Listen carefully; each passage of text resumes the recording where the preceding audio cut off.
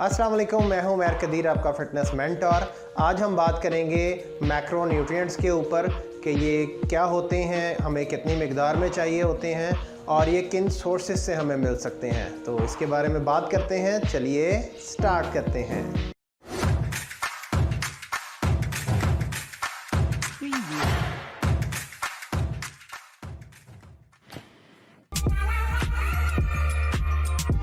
सारे दिन में हम जो भी खाते हैं उनसे हमें कैलोरीज़ मिलती हैं और ये कैलोरीज़ जो हैं ये हमारी बॉडी में एनर्जी जो है वो प्रोड्यूस करती हैं। मैक्रो न्यूट्रिएंट्स एक हमारी खुराक का मेजर पार्ट होता है जिसको हम लार्ज क्वांटिटी में ले रहे होते हैं, जिनसे हमारी बॉडी को एनर्जी मिलती है और हमारी बॉडी का स्ट्रक्चर डेवलप होता है और हमारा जो है बॉडी का इंटरनल सिस्टम जो है वो उससे मेंटेन हो रहा होता है।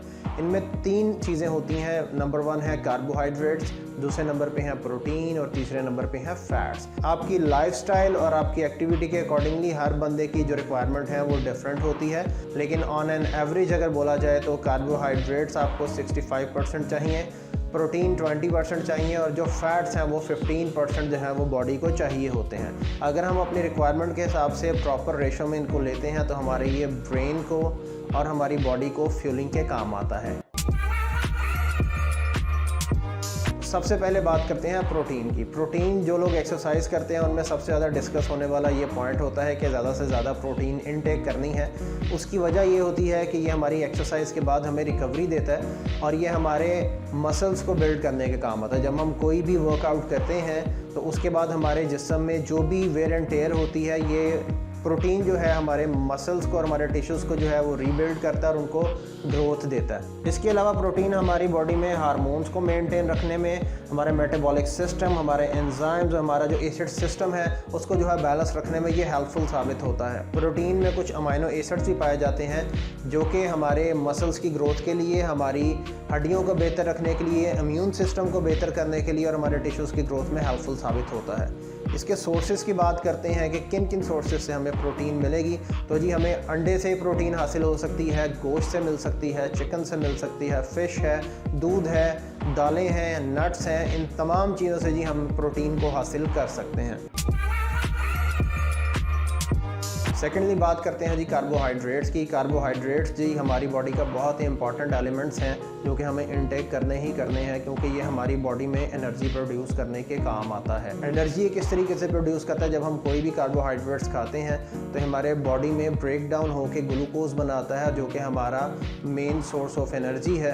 एनर्जी प्रोवाइड करने के अलावा जी कार्बोहाइड्रेट्स जो हैं वो हमारे दिल को धड़कने में हेल्प करते हैं, हमारे जो है डाइजेस्टिव सिस्टम है उसको सपोर्ट करते हैं और इसके अलावा हमारे ब्रेन को एक्टिव रखने में बहुत ही कारआमद साबित होते हैं।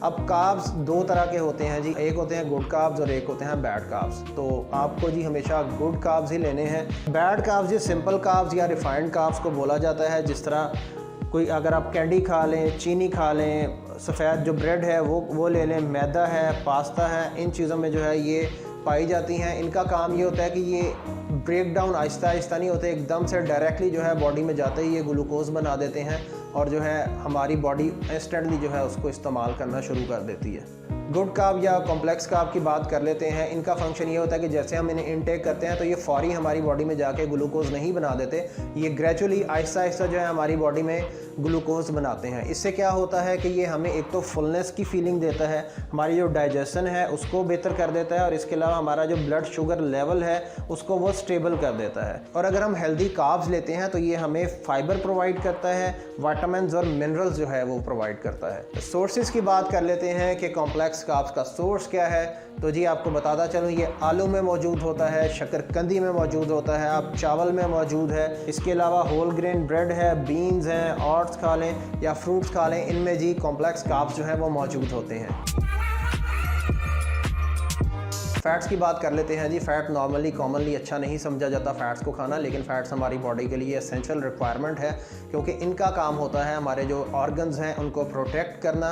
इसके अलावा हमारे टेम्परेचर, बॉडी के टेम्परेचर को रेगुलेट करते हैं और हमारे बॉडी में जो विटामिन्स हैं उनकी अब्जॉर्प्शन को ये बहुत बेहतर कर लेते हैं। विटामिन ए, विटामिन डी और विटामिन ई जो है, क्योंकि ये फ़ैट सॉल्वेबल होते हैं तो इनके अब्जॉर्प्शन को ये बहुत ज़्यादा हेल्पफुल साबित होता है इनको अब्जॉर्ब करने में। फ़ैट जो हमारी बॉडी के रिक्वायरमेंट के मुताबिक मुताबिक है वो तो यूटिलाइज़ हो जाता है। जो फ़ैट इसके अलावा जो हम एक्स्ट्रा फ़ैट्स लेते हैं जो यूटिलाइज़ नहीं होता वो हमारी बॉडी फ़ैट में कन्वर्ट हो जाता है। 1 ग्राम फ़ैट में 9 कैलोरीज होती हैं। On the other hand 1 gram carbs और प्रोटीन में 4 कैलोरीज जो हैं वो पाई जाती हैं। अब फ़ैट भी 2 तरह के हैं, आपने कौन सा फ़ैट लेना है वो भी बताता चलूँ।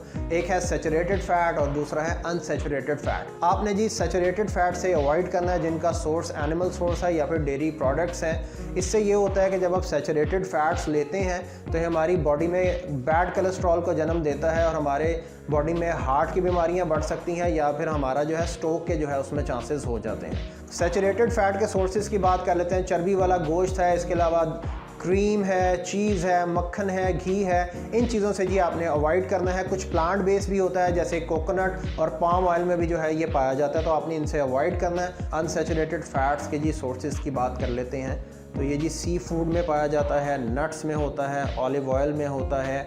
ऑलिव्स आप इस्तेमाल कर सकते हैं, कोई भी जो है जिस तरह मैंने बताया सीड्स या नट्स आप इस्तेमाल करें तो इनके थ्रू अगर आप ये इनटेक करते हैं तो इससे आपको कोई नुकसान नहीं होता।